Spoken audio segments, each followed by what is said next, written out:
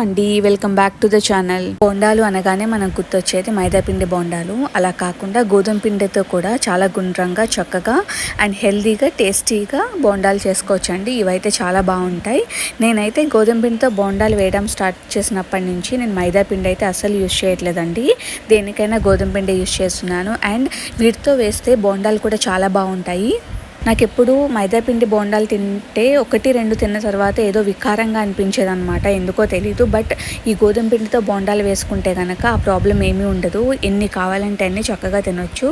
And oil కూడా ఎక్కువ పీల్చదండి మనం వేసుకునే దాన్ని బట్టి.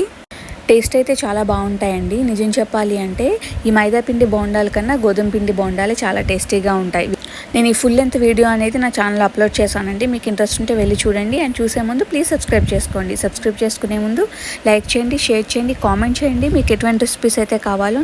Thank you so much for watching the video అండి. Thanks for the support.